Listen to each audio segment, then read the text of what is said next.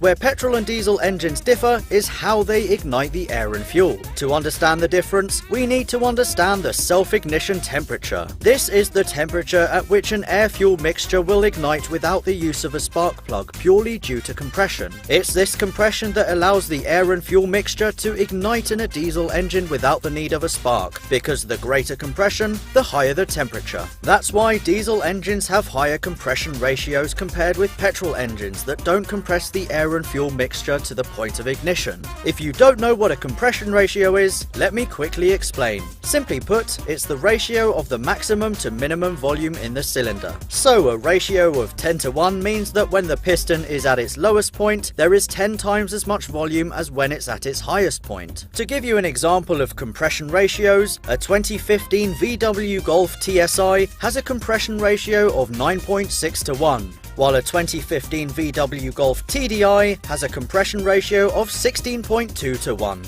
Again, a diesel will have a higher compression ratio to ensure that the air and fuel mixture is compressed enough to the point of ignition, while a petrol engine uses less compression and is ignited by the spark plug.